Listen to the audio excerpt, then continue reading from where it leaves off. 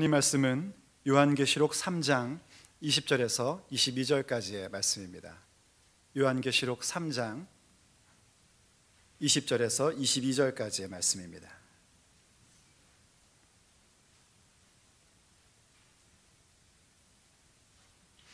요한계시록 3장 20절에서 22절까지의 말씀 제가 받들어서 봉독하겠습니다. 볼지어다 내가 문 밖에 서서 두드리노니 누구든지 내 음성을 듣고 문을 열면 내가 그에게로 들어가 그와 더불어 먹고 그는 나와 더불어 먹으리라. 이기는 그에게는 내가 내 보좌에 함께 앉게 하여 주기를 내가 이기고 아버지 보좌에 함께 앉은 것과 같이 하리라. 귀 있는 자는 성령이 교회들에게 하시는 말씀을 들을지어다. 아멘. 아버지, 오늘도 오직 아버지를 의지하는 마음을 갖고 또 성령께서 일하여 주실 거라는 믿음을 가지고 이 자리에 섰습니다. 저의 지식과 저의 힘과 저의 능력으로 하지 말게 해주시고 오직 성령으로 이 모든 것을 말하게 하여 주옵소서. 아버지께서 저의 입에 넣어주신 말들이 사랑하는 형제자매들의 가슴 속에 새겨지기를 원합니다. 두려워하는 자들, 불편해하는 자들 주께서 보혈로 씻어주시옵시고 주의 음성을 듣는 가운데에 변화의 역사를 나타내 주시옵소서. 주여 필요하시면 저들의 질병도 낫게 하시고 주여 필요하시면 저들에게 아버지의 은사도 내리워 주시옵소서. 그래서 저들이 오늘 선포되는 그 말씀이 주께로부터 온 것을 확인케 하여 주시옵시고 그로 인하여 우리가 진정 성령으로 일어서서 예배하며 아버지께서 원하시는 결실을 갖는 인생이 되게 하여 주시옵소서. 우리 주 예수 그리스도의 이름으로 간절히 기도 올립니다. 아멘.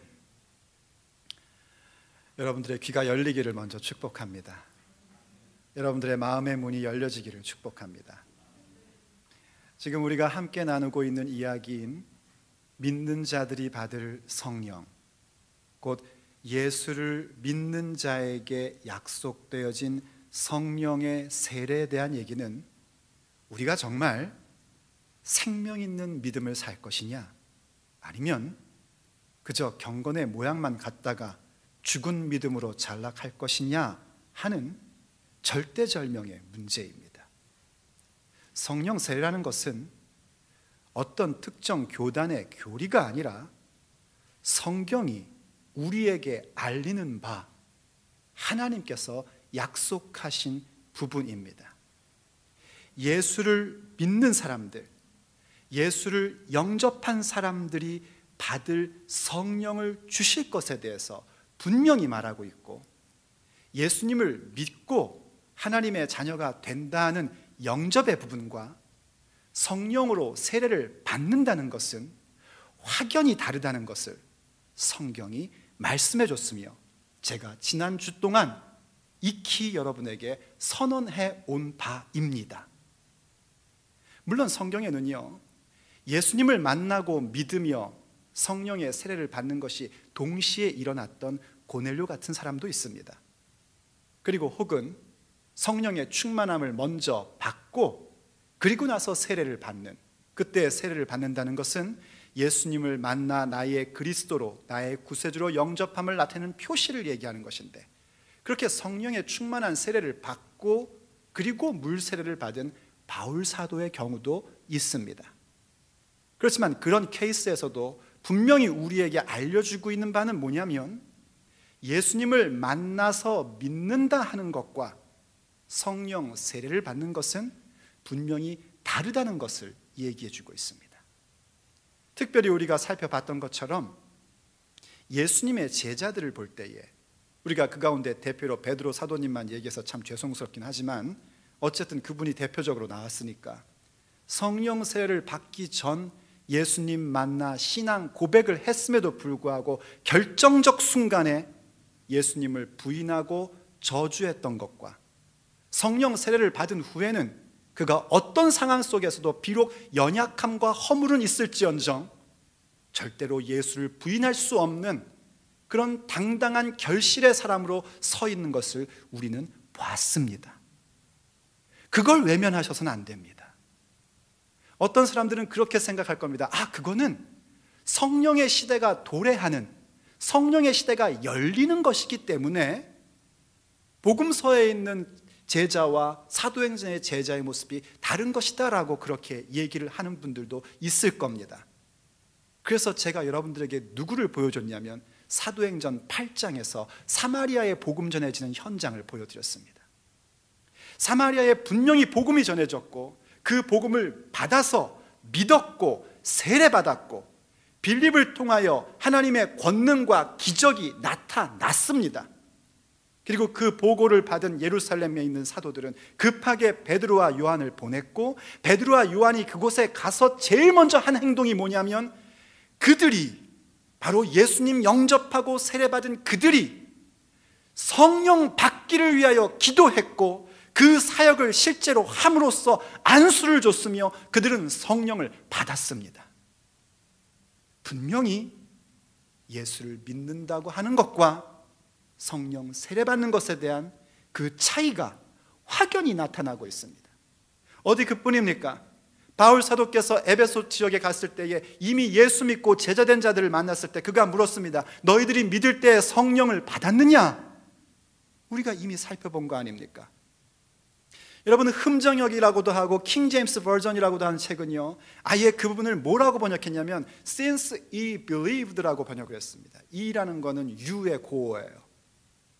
예수를 믿은 이후로, 예수를 믿은 다음에 성령 받았느냐 하고 번역을 했습니다.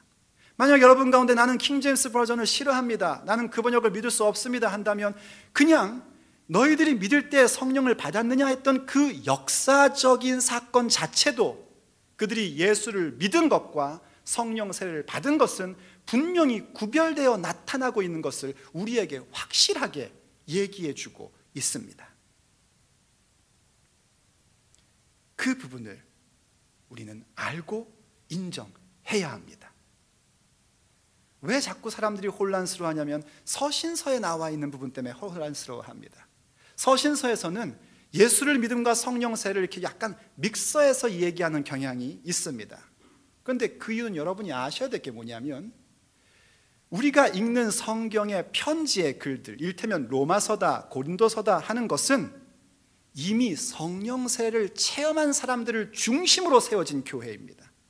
지금 시대는 문화로 교회가 세워지기도 하지만 초기에는 문화로 교회가 세워질 수가 없었습니다. 성령 세례를 받은 자들이 모여서 교회가 형성되었고, 시간이 흐르면서 교회가 조직되고, 그 조직된 교회 가운데 사람들이 복음을 듣고 들어오기 시작을 합니다. 그래서 예수님을 믿습니다. 믿는데 그들이 그 믿음을 가지고 그 다음으로 진일보하려고 하지 않고 계속 젖먹는 자로 남아있으려고 합니다. 그러다 보니 그들에게 나타난 현상은 뭐냐면 타락이었습니다. 그래서 로마서나 고린도서에서는 그런 사람들을 가르쳐서 뭐라고 단언하냐면 육신에 있는 자들이라고 단언을 합니다. 특별히 고린도서에서는요, 그 육신에 있는 자들, 예수님 믿고 교인 되었음에도 불구하고 성령의 세례 가운데 들어가지 않으니까 자꾸 예전에 자기가 살던 문화와 자기가 살던 방식으로 계속해서 살아가는 그들을 향하여 바울 사도는 엄하게 꾸짖으며 얘기를 합니다. 너희들의 몸이 성령이 거하는 전인 줄 알지 못하느냐 하고 얘기를 합니다. 그러면서 성령에 대한 체험과 성령 세례를 받은 사람들에게 있어서는 그들의 연약함과 부족함으로 일어나고 있는 여러 현상 속에 질서를 잡아주는 얘기들을 합니다. 그래서 서신서는 여러분들이 어떻게 읽으셔야 되냐면 사도행전의 역사의 실제적 사건을 근거로 하여 잘 분별해서 읽을 줄 아셔야지 됩니다.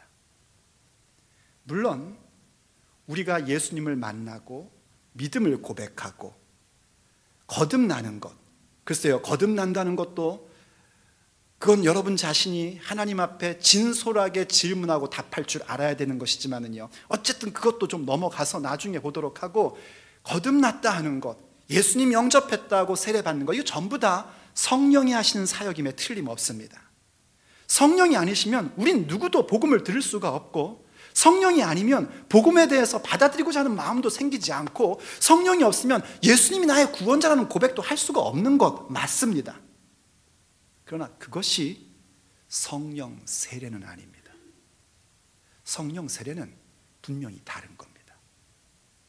저는 교리적인 설명을 하지 않으려고 여러분들에게 무척 애를 쓰는 목사 가운데 하나입니다. 성경이 말하고자 하는 날 것 그대로를 얘기하고 싶은 사람이에요. 근데 여러분들이 하도 헷갈려 하니까 좀 교리적인 것을 가지고 와서 설명을 한다면요, 그리고 특별히 참고로 이 교리를 지금 제가 교리적인 용어를 사용할 때 이 교리는 그 좀 잘못 알고 있는 사람들이 뭐 성령 세례는 오순절이나 혹은 성교교 계통의 교리가 아니냐라고 생각하는 사람들이 또 오해할까봐 제가 그쪽 용어는 아예 안 쓰고요, 장로교 개혁주의파, 그 교단 좋아하시는 분은 장로교 개혁주의가 무슨 느낌인지 아실 겁니다. 장로교 개혁주의파에서 엄청 존경하는 분들 가운데 한 사람인 마틴 로이드 존스 박사의 용어를 가지고 와서 여러분에게 설명하자면, 우리가 예수님을 만나고 믿게 되고 영접하고 교회 나오고 세례받고 하는 이 모든 것들이 성령의 사역인데, 그 성령의 사역은 성령의 일반 사역이다 라고 얘기를 합니다. 그리고 성령 세례는 뭔가? 성령의 특별한 사역이라는 겁니다. 저는 그걸 그렇게 나누는 걸 별로 좋아하진 않습니다. 하지만 여러분들의 이해를 돕게 하기 위해서 굳이 그걸 얘기하자면, 우리가 지금 추구하고 기도하고 하나님 앞에 간구하는 건 뭐냐면 성령의 특별 사역 부분을 구하자는 겁니다. 이해가 되십니까? 아니, 주무시지 마시고 이해가 되십니까 정말?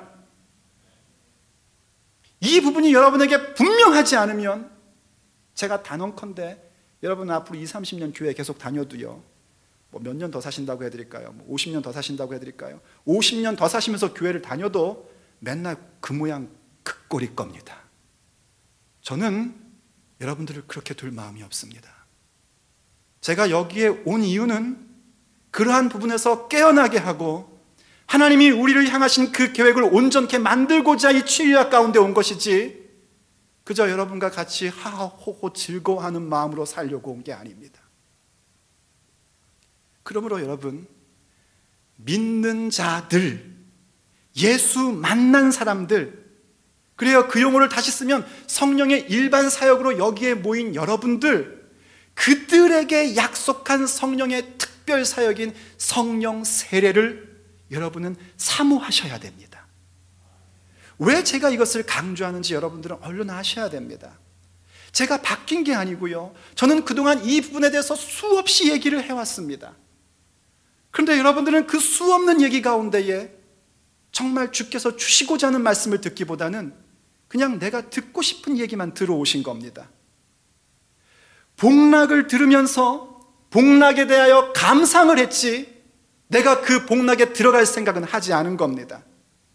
복된 자의 삶을 들으면서 그 가운데 몇 가지의 부분에 동의되는 부분만 받으면서 아이고 좋다 한 것이지, 내가 정말 복된 자의 삶으로 살기를 원하지 않으셨던 겁니다. 하나님의 알 들으면서 정말 하나님을 알을 갖고 사귐으로 들어오지 않고 그냥 지식만 배웠던 겁니다. 하나님을 아는 사람들의 삶의 얘기를 들으면서, 자신의 하나님을 아는 사람들이 누구인지를 들으면서 야, 멋지다, 훌륭하다 하고 박수만 쳤지, 내가 직접 거기에 뛰어들어서 달리는 선수가 될 마음들은 갖고 있지 않았던 겁니다. 그래서 이제는 하나님께서 아예 여러분들을 꼼짝 못하게, 도망갈 자리 없이 말씀하시고자 부족한 종을 통해서 성령을 선언케 하시고 성령 세례를 말하게 하는 겁니다. 왜 이 성령 세례를 우리가 강조하고 성령 세례를 사모해야 되는가? 그 이유는 오직 성령의 세례를 받은 사람들만이 하나님께서 우리에게 주시고자 하는 천국의 결실을 개념으로 갖는 것이 아니라 실존으로, 현상으로 갖게 되기 때문입니다. 다시요, 오직 성령 세례를 받은 사람만이 하나님께서 우리에게 주시고자 하는 천국의 결실을 개념이 아닌 현상이요, 진정한 실존으로 받을 수 있기 때문입니다. 어떤 게 가능해지는가?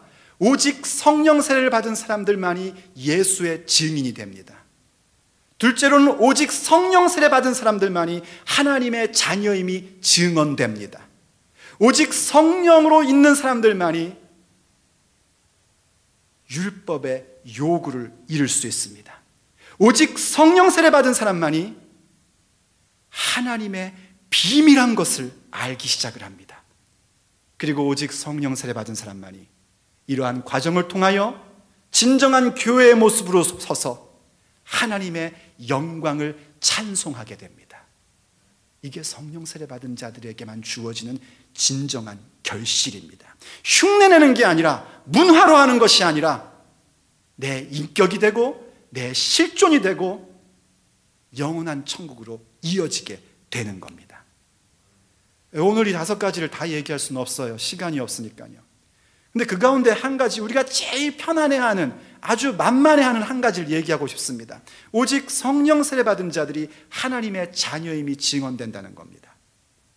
물론 우리가 예수님을 만나서 믿고 우리가 예수님 믿습니다, 내가 예수님 영접했습니다, 내가 예수님을 영접함으로 하나님의 자녀가 됐습니다 하는 것을 확신하라는 얘기를 많이 듣습니다. 맞습니다. 여러분이 예수님 영접함으로써 하나님의 자녀가 되십니다. 그리고 그것을 확신하는 것을 얼마나 중요하게 여기는지 누군가가 정말 자신의 삶에 풀어지지 않는 부분으로 고민하면서 야, 이 내가 하나님 자녀 맞나 싶은데 그 속에 뭐가 들어있는지는 얘기 알지도 못하면서 어쩌다가 아휴, 내가 하나님 자녀 맞나 하는 얘기를 옆에서 들어가지고 무슨 소리냐고, 빨리 오라고 이거 믿냐고. 하나님이 살아계신 것을 믿으십니까? 네. 당신이 죄인 걸 믿으십니까? 네. 예수님이 당신의 죄를 위해 죽으신 것고 부활하신 걸 믿습니까? 네. 예수님 영접하시겠습니까? 네. 당신 하나님 자녀입니다. 확신하십시오. 절대로 흔들리면 안 됩니다. 확신하셔야 됩니다. 이런 얘기들을 합니다. 거기에는 역기능과 순기능이 있습니다. 일단 역기능은 뭐냐면 이른바 구원의 확신이라는 것에 사로잡혀서 나는 내 멋대로 살아도 된다고 생각하는 착각입니다. 그래서 어디까지 가냐면 이른바 구원파라는 이단까지 가게 됩니다. 그들이 꼭 예수 믿는 사람들, 교회 다니는 사람들한테 와서 얘기하잖아요. 당신은 구원의 확신이 있습니까? 그럼 보통 착한 예수 믿는 사람들은 뭐라고 하면 아휴, 제가 늘 부족해서요, 이러고 나오는 게 우리 대사거든요, 보통. 그러면 당장 데려다가 우리가 얘기한 거 똑같이 얘기한 다음에 구원의 확신증을 발급해 줍니다. 진짜 종이를 준다는 게 아니라 당신은 구원 받았다고 거기서 얘기를 해주는 거예요. 오늘 며칠이에요? 2014년 11월 30일 3시에 당신 구원 받은 겁니다. 당신 다니는 교회는 구원의 확신도 안 주니까 그건 쓸데없는 교회니까 다니지 마시고 따라오십시오 해서 지옥 자식 되게끔 만들어버립니다. 그건 역기능입니다. 하지만 우리가 확신하는 것에 대한 순기능도 있습니다. 내가 하나님의 자녀인 것을 확신하고 사니까 어떤 곳으로 가려고 하면 내가 그래도 하나님 자녀인데 이렇게 살면 되겠나? 내가 정말 성화를 가야지, 거룩한 자가 돼야지, 이런 마음으로 가는 것은 순기능입니다. 그런데 그게 아니고요, 성령이 우리에게 임할 때에 주시는 그 확신이라는 것은 내가 갖는 확신이 아니라 성령께서 확증해 주시는 겁니다. 그 차이는 큽니다. 성령께서 우리의 구원을 확신해 준다고요? 우리가 하나님 자녀인 것을 확증해 준다고요? 네, 그렇습니다. 로마서 8장 16절이 우리에게 이렇게 얘기하죠. 성령이 친히 우리의 영과 더불어 우리가 하나님의 자녀인 것을 증언하시나니. 이해가 되십니까? 이 말씀 앞에 어떤 말씀이 있었냐면 이런 말씀이 있었습니다. 하나님의 영으로 인도함을 받는 사람은 곧 하나님의 자녀라는 그런 말씀이 나와요. 하나님의 영으로 인도함 받는 게 어떻게 하나님의 자녀일 수 있을까? 좀 이상하니까 그 다음에 설명이 이런 얘기를 합니다. 우리는 더 이상 무서워하는 종의 영을 받은 것이 아니라 양자의 영을 받았다는 겁니다. 우리가 하나님 앞에 종의 영 받지 않고 양자의 영을 받았기 때문에 우리는 하나님을 향하여 아빠, 아버지라고 부를 수 있게 됐다는 겁니다. 그래서 우리는 하나님을 향해서 아빠, 아버지라 부르짖느니라 하고 선언을 해줍니다. 그때 아빠, 아버지라는 것은요, 아빠로 불러도 되고 아버지로 불러도 된다 이런 얘기가 아니라 본래는 아빠입니다. 이 아빠가 아람어 히브리어인데 그것에 대한 헬라어로 파테르란 뜻이다라고 설명해 주는 것뿐이에요. 우리 워낙 점잖아서 아버지 이러고 부르지만 실제로 하나님이 우리에게 허락해 준 건 뭐냐면 아빠! 하고 부를 수 있게 해주신 겁니다. 할렐루야. 한번 불렀으면 좋겠는데 너무 유치하다고 그럴까 봐. 그래도 한번 합시다. 유치하면 어떻습니까? 우리가 하나님을 아빠라고 부르는데 셋 하면 부르시는 거예요. 아빠 하는 거예요. 옆에 있는 아빠한테 아빠 하는 게 아니라 하나님을 향해서 아빠 하는 겁니다. 하나, 둘, 셋. 아빠! 아유, 어색해라. 아빠라고 부르게 됐다는 겁니다. 왜요? 양자니까. 양자의 영을 받았단 말입니다. 그러니까 우리의 영은 하나님을 향하여 아빠! 하고 부르짖습니다. 근데 여러분 아십니까? 누가 갑자기요 저한테 와가지고 아빠! 그러는 거예요. 나 네 아빠 아닌데? 이러면 얼마나 곤란해져요. 그러니까 우리가 하나님 향해서 아빠라고 부를 때 그걸 누가 증언해 주냐면, 누가 확인해 주냐면 성령이 우리의 영과 더불어 우리가 하나님의 자녀인 것을 증언해 주신다는 거예요. 하나님 아버지, 얘가 하나님을 향해 아빠라 부르는 건 얘가 진짜 양자의 영을 받았기 때문에 성령으로 함께하는 자이기 때문에 아빠라 부르는 겁니다 하고 증언해 주신다는 겁니다. 그게 성령 세례를 받은 자들이 갖는 하나님의 자녀 되는 권세예요. 그런데 성령 세례를 받은 자들이 하나님을 아빠라 부른 그 자녀된 권세는 그 정도로 멈추질 않습니다. 17절에서 이렇게 얘기를 합니다. 로마서 8장 17절에서 자녀이면 또한 상속자 곧 하나님의 상속자요 그리스도와 함께한 상속자니 우리가 그와 함께 영광을 받기 위하여 고난도 함께 받아야 할 것이니라. 아멘. 자녀라는 건 뭔가? 자녀라는 것은 상속자라는 겁니다. 상속자. 그러니까요, 우리가 그냥 예수님 영접해서 우리가 하나님 자녀 되었습니다 할 때 하나님을 아빠라 부르는 그 느낌은 뭐냐면 유아기적인 느낌인 겁니다. 아빠! 하고 달려가면 어떻게 해요? 애가. 아유, 그럼 완전히 미치죠, 정말로요. 그러면 확 끌어안아주죠. 그래서 그냥 하나님이 내 아빠니까 나를 꼭 안아주시고 내가 원하는 거 다 해주시고 나 괴롭히는 거 가서 이놈 떼찌 해주시고 하나님은 최고예요. 그래서 하나님을 우리가 상상할 수 있는 가장 최고의 아빠의 현존으로 믿는 겁니다. 비록 우리가 어떻게 살다 보면은요, 요즘 애들은 그런 경우가 드물겠지만 참 우리 어릴 적엔 그런 경우 많았잖아요. 이렇게 아빠들이 늘 근엄하시고 멀리 있고 혼내기만 하니까 아빠에 대한 어떤 그런 어려움과 또 어떤 그런 아픔이 있을 수 있어요. 근데 그런 것 아니라 우리가 상상할 수 있는 최고의 아빠가 하나님이시다 하고 가르침을 받습니다. 그건 정말 중요한 거고 여러분은 그렇게 믿으셔야 됩니다. 하나님은 내가 아버지라는 개념, 아빠라는 단어에 어떤 느낌을 갖고 있든지 상관없이 우리가 상상할 수 있는 최고의 아빠가 되시는 분이십니다.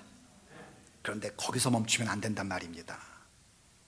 하나님이 우리를 부르신 것은 유아기로 두려고 부르신 것이 아니라 우리를 상속자로 삼으려고 양자의 영을 주셨단 말입니다.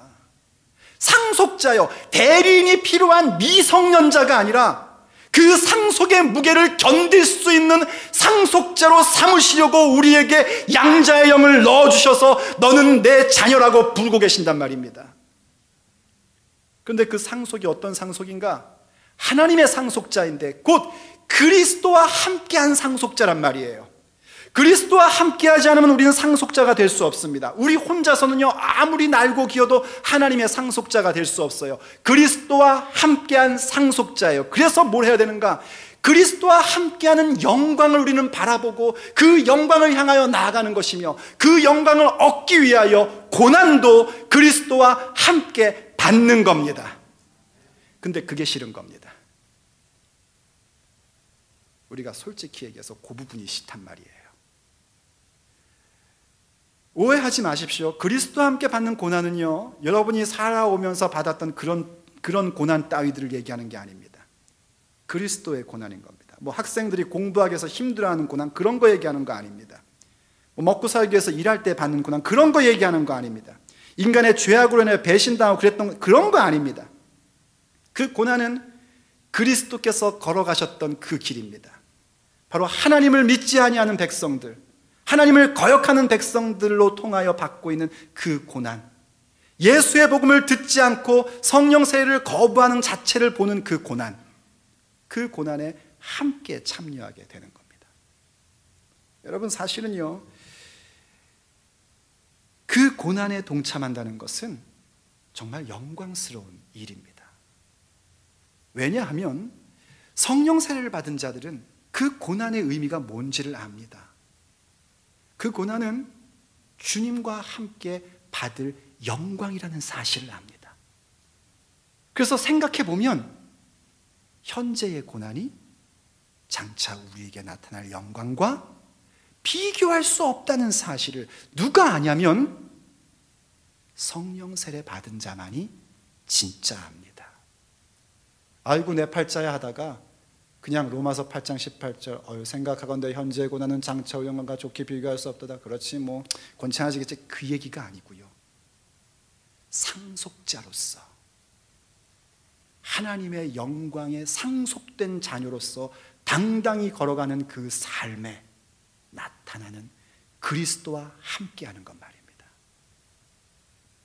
성령 세례 받은 자들은 그걸 볼 줄 압니다. 그리고 기꺼이 그 길로 가는 것을 두려워하지 않고 가게 됩니다. 사실은요, 예수님이 우리를 부르실 때부터 그 얘기는 하셨습니다. 예수님 영접할 때부터 그 말씀은 벌써, 신앙 고백할 때부터 벌써 하셨어요. 보여드릴까요? 예수님이 그러셨죠. 수고하고 무거운 짐진 자들아 다 내게로 오라. 내가 너희를 쉬게 하리라. 너무 좋아해요. 근데 그 다음 얘기는 너무 싫어해요. 나는 마음이 온유하고 겸손하니 내 멍에를 메고 내게 배우라. 그러면 너희들이 정말 쉼을 얻으리라. 근데 멍에 매는 게 싫다는 겁니다. 부르실 때부터 상속의 무게가 있다는 것을 얘기해 주셨습니다. 또 이 말씀 기억나십니까? 누구든지 나를 따르려거든 자기를 부인하고 자기 십자가를 지고 나를 따를 것이니라. 여러분, 이 말씀 언제 하신지 기억하십니까? 특별히 마태복음에서는요, 베드로 사도께서 신앙 고백을 한 다음에 예수님께서 당신이 가셔야 될 영광의 그 자리, 고난의 그 자리에 대한 것을 말씀해 주셨습니다. 그 얘기를 하실 때는요, 그냥 너희들 내 고난받는 거 구경해라 이런 얘기가 아니라 거기에 동참하여 예수와 함께 상속자 되는 걸 원하셨기 때문에 말씀한 것을요, 베드로가 알았던 것 같아요.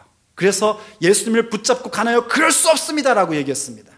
그랬더니 아시죠 여러분, 예수님께서 사단아 내 뒤로 물러가라. 너는 나를 넘어지게 하는 자로다. 너는 어찌하여 하나님의 일을 생각지 않고 사람의 일을 생각하느냐.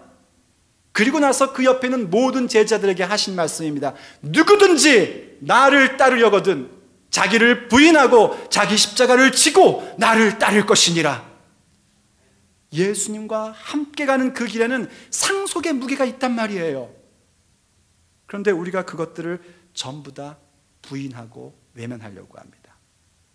왜냐하면 그 상속의 무게라는 것, 거기서 무게만 보는 것이 아니라 상속이라는 것을 함께 볼 수 있는 사람은 오직 성령의 사람들이고, 그 무게를 견딜 수 있는 사람은 오직 성령 세례 가운데 들어온 사람만이 견딜 수 있기 때문입니다. 내 신앙 고백의 힘으로 상속의 무게를 견딜 수가 없습니다. 내 힘으로, 내 능력으로 상속의 무게의 힘을 견딜 수가 없습니다. 그래서 주께서 우리에게 성령으로 쏟아 부어주시는 역사, 하나님께서 우리에게 성령을 쏟아 부어주시는 성령의 세례만이 우리로 하여금 그 상속의 무게를 견디는 자로 만들어주는 겁니다. 거기에 성령의 인도함이 있는 겁니다. 너 내가 지금 뭐 이런 사업을 해야 될까 저런 사업을 해야 될까, 내가 이런 학교를 가야 될까 저런 학교를 가야 될까 성령의 인도함을 구합니다. 물론 그것도 구하는 거 예뻐요, 예뻐. 하지만 그런 차원의 문제가 아니라 내가 하나님께 받은 이 상속의 무게를 견딤에 있어서 성령의 인도함 가운데 그 발자국을 뚜벅뚜벅뚜벅 걸어갈 수 있는 인도함, 그게 바로 성령 세례 받은 자들에게 오는 겁니다. 그런데 왜 자꾸 성령 세례 받는 걸 두려워합니까? 왜 자꾸 성령 세례 받는 것에 대해서 여러분 마음 가운데 부담이 있습니까? 왜 그렇게 자꾸 싫은 것 같고 이상해 보입니까? 이유는 한 가지입니다. 이미 주께서 우리에게 말씀하신 상속의 무게에 대한 부분을 지기 싫기 때문입니다. 이미 우리를 부르실 때 말씀하셨던 상속의 무게에 대한 말씀에 대해서 다른 사람을 재는 잣대로는 사용해도 그것을 나에게 주시는 말씀으로는 받기 싫기 때문입니다. 이유는 여전히 세상과 세상에 있는 것들을 사랑하기 때문이고, 세상과 세상에 있는 것들을 사랑하는 나, 그런 나의 발목을 잡고 있는 우리들의 원수가 우리의 귀를 막고 우리의 눈을 막고 우리를 완전히 잡아서 못 듣게 하고 못 보게 하는 겁니다. 그러면서 우리의 마음 가운데 뭘 심어주냐면 괜찮다, 괜찮다, 괜찮다, 아무것도 아니다, 상관없다, 그것 없이도 잘 살아왔다, 성령 세례 없어도 나는 괜찮은 인생 살아왔다, 그렇게 생각하게끔 만듭니다. 그러나 여러분, 정말 잘 살고 계십니까? 정말 괜찮은 겁니까? 집이 있고 차가 있고 옷을 입고 있어서 괜찮은 게 아니지 않습니까? 삼시세끼 뜨뜻한 밥 먹은다고 해서 잘 살고 있는 게 아니지 않습니까? 지금 우린 잘 살고 있는 게 아닙니다. 우린 지금 괜찮은 게 아닙니다. 우린 세상 사람도 아니고 예수의 사람도 아닌 아주 이상한 사람들이 되어 있는 겁니다. 성령의 세례 없이는 그 이상한 모습에서 벗어날 수가 없습니다. 그리고 그 모습은 결국 이것도 저것도 아닌 정말 미지근한 사람들이 돼버리는 겁니다. 요한교시록에 보면은요, 7교회가 나옵니다. 7교회를 향한 하나님의 말씀이 뭐였냐면, 예수님의 손에 있는 7별과 7촛대로 그 7교회를 비유를 해요. 그 7교회는 상징적인 교회가 아니라 실존의 교회였습니다. 상징된 건 뭐냐면 7별과 7촛대로 상징이 되었었어요. 그래서 7별은 뭐냐면 그 교회에 있는 사자, 메신저를 얘기하는 것이고, 촛대라는 건 뭐냐면 그 각 교회가 교회됨을 상징하는 게 촛대였습니다. 그래서 촛대를 옮기리라 하면은요, 다른 게 아니라 너희들의 그 교회됨을 내가 취소시킬 거다, 이런 얘기가 돼버리는 아주 무서운 말씀이죠. 그런 교회 가운데 마지막으로 하신 말씀, 특별히 그 교회들에게 하신 말씀은 각 교회에게 말씀하셨음에도 불구하고 마치 후렴구처럼 나오는 거 기억하십니까? 귀 있는 자는 성령이 교회들에게 하시는 말씀을 들을지어다 합니다. 그래서 예수님이 말씀하신 건데 성령이 말씀하시는 것과 이렇게 약간 어떤 오버랩되어서 요한계시록은 계속해서 말씀이 나옵니다. 성령이 삼위의 하나님이시면서 그리스도의 영이기 때문에 그리스도의 말씀과 성령의 말씀이 오버랩되는 것은 전혀 이상한 게 아닙니다. 어쨌든 그런 교회 가운데 마지막으로 나왔던 라오디게아 교회라는 데가 있어요. 이 라오디게아 교회는요, 하나님 앞에 예수님께 어떤 혼나는 그런 책망을 받았냐면, 너희들이 차지도 않고 뜨겁지도 않다, 차든지 뜨겁든지 해라, 미지근하다, 내가 너희들을 토해내겠다 라고 말씀을 하셨습니다.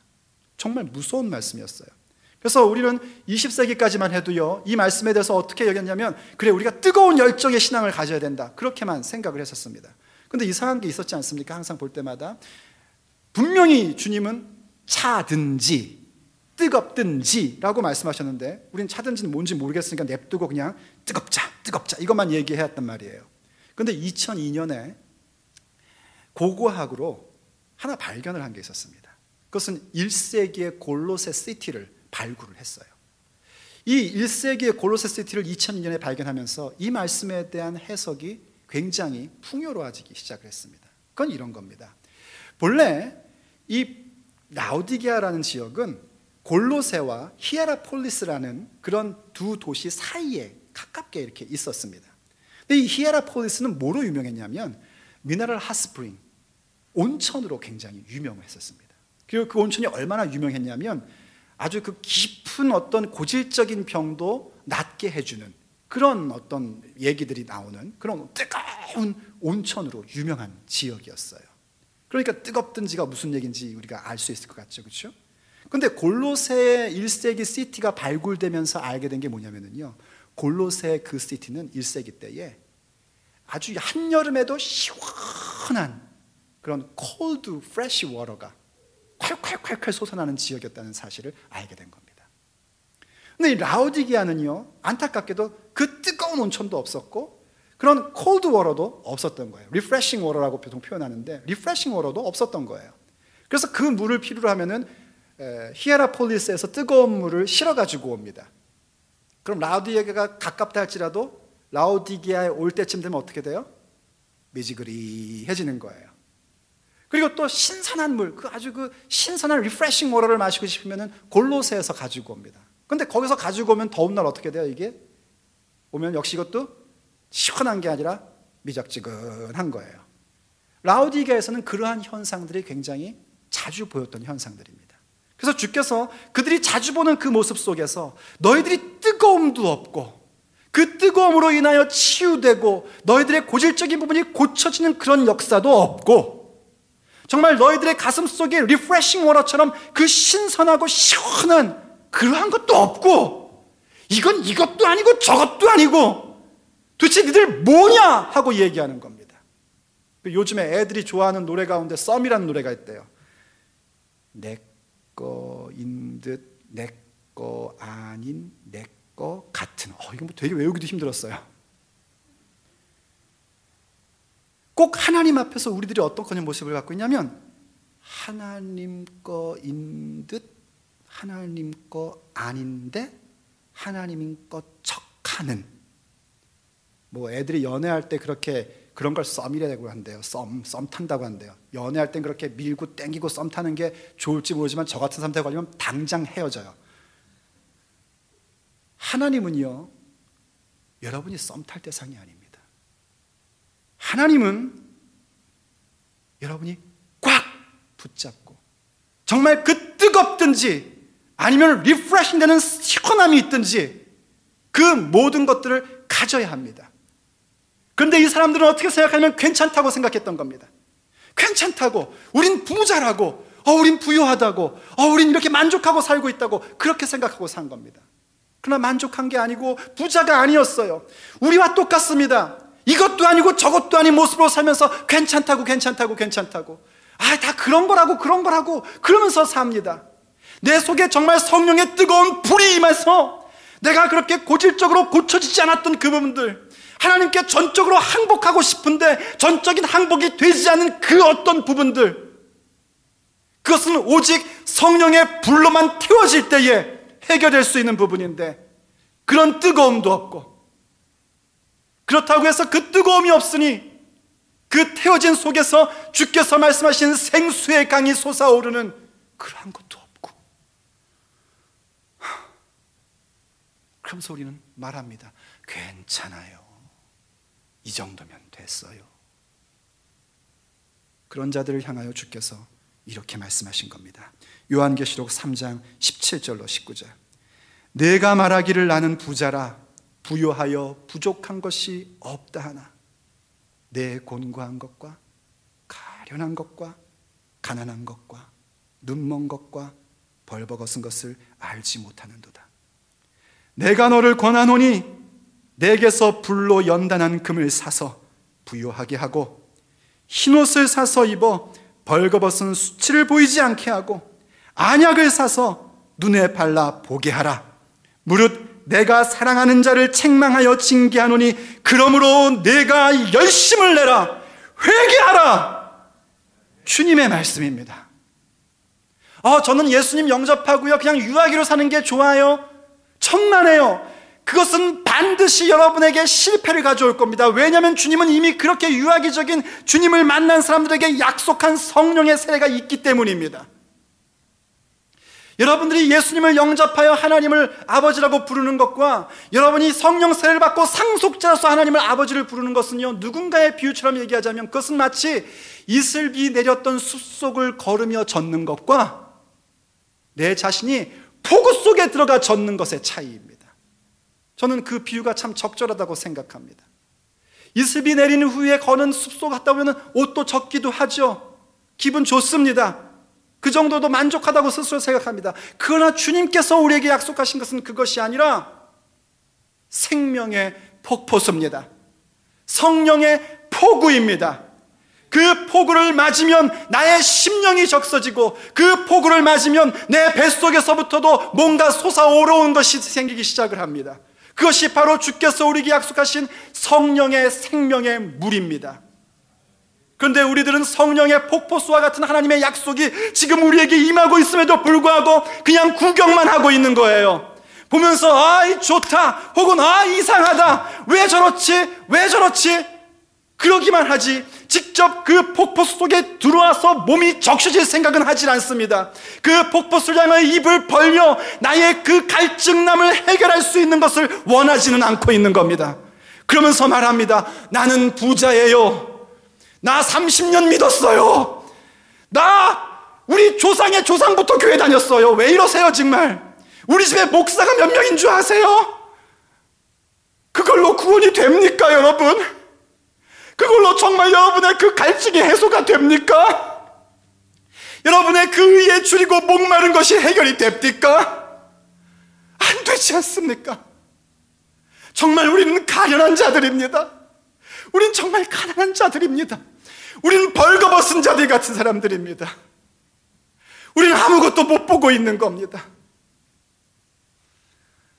여러분, 이제는 우리는 우리 자신을 봐야 됩니다. 괜찮은 게 아니고요, 우린 정말 심각한 상태 속에 있는 겁니다.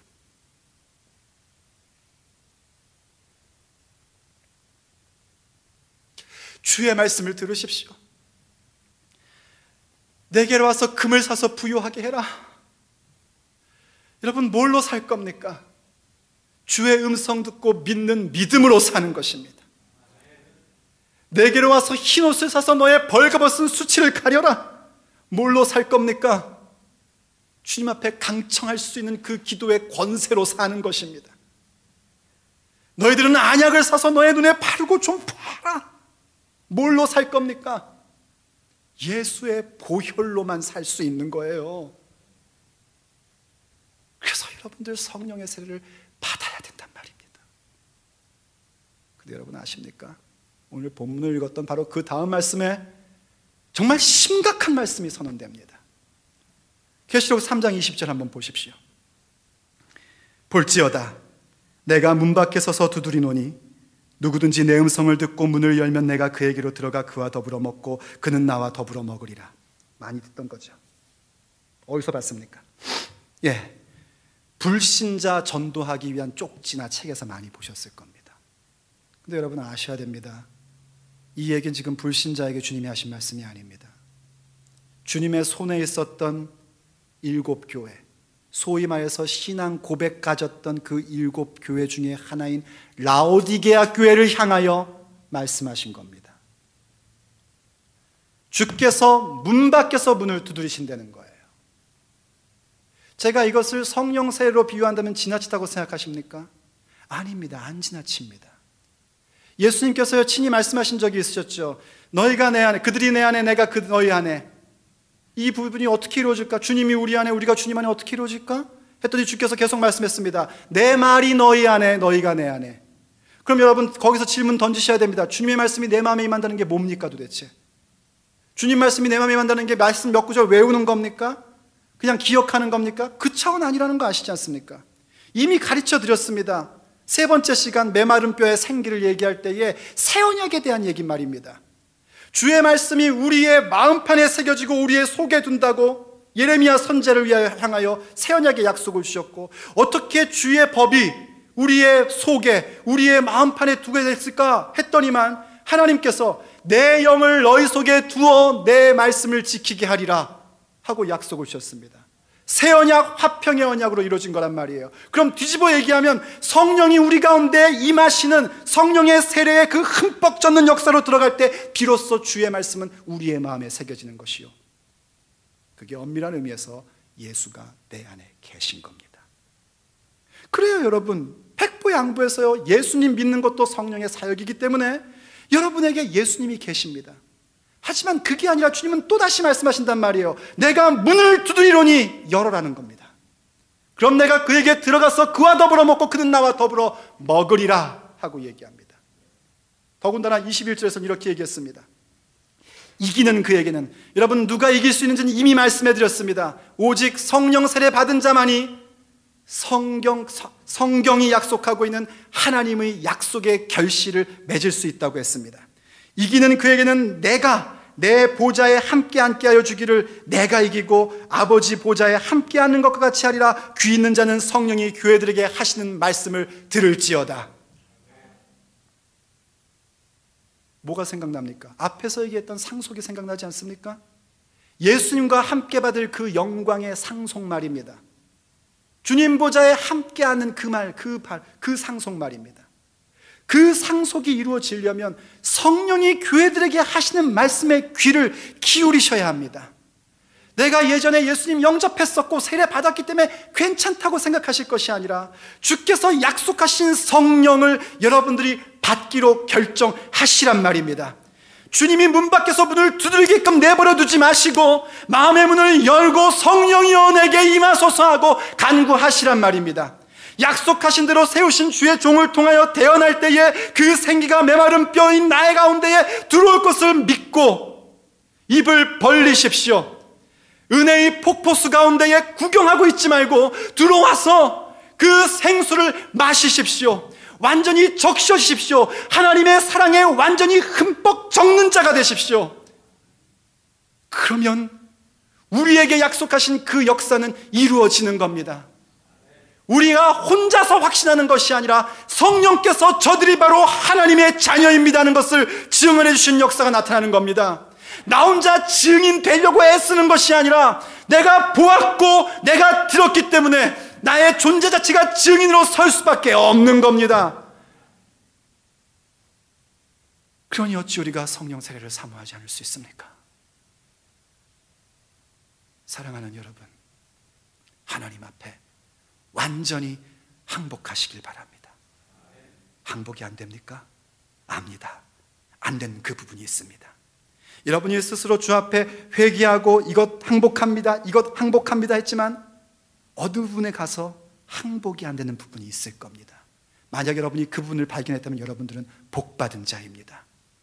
이제 그 부분은 오직 주께서 말씀하신 불세례로만 태워질 수 있다는 것을 고백하십시오. 그리고 내게 뜨거운 역사를 달라고 간구하십시오. 뭐가 뜨거운 느낌이 아니라 나의 태워지지 않았던 그 부분, 주님의 상속의 무게를 견디기 싫어서 외면했던 그 부분, 그것이 태워짐으로 인하여 뜨거운 그 역사를 내게 달라고 하십시오. 태워질 줄로 믿습니다. 그럼 그 태움의 역사 후에 여러분 경험하게 될 겁니다. 골로새에서부터 나오는 리프레싱 워터, 그 생수의 강이 내 뱃속부터 솟아오르는 것을 알게 될 겁니다. 그 자들이 하나님의 나라의 상속을 받는 상속자, 아버지의 자녀인 겁니다. 기도하십시다. 여러분, 5분만 기도합시다. 우리 저는 여러분과 이 시간에 같이 기도하기를 정말 간절히 원했고 이 시간을 위해서 간절히 기도해 왔습니다. 여러분 가슴 속에 부담이 있는 거 저도 느낍니다. 왜 모르겠습니까? 여러분들이랑 1, 2년 산 게 아닌데요. 여러분의 눈빛 봐도, 여러분의 표정 봐도 그게 느껴집니다.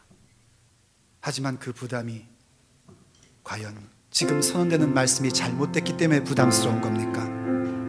아니면 뭔가 내가 지금 그 상속의 무게가 실어서 외면하기 때문에 부담스러운 겁니까? 내가 뭔가 외면하기 때문에 부담스럽다면 우린 오늘 그 부분을 똑바로 봐야 됩니다. 그 부분을 보고 내 힘으로 태울 수 없는 이 부분, 주여 불로 성령의 불로 태우소서 간구하셔야 합니다. 그게 태워지지 않으면은요, 앞으로 여러분이 100년 동안 교회 다녀도 우린 맨날 그 모양 그 꼴 미적지근한 존재로 살 겁니다. 주님께서 우리에게 주신 복음은, 주님께서 우리에게 주신 약속은 그렇게 미지근한 신앙으로 사는 거 아니에요.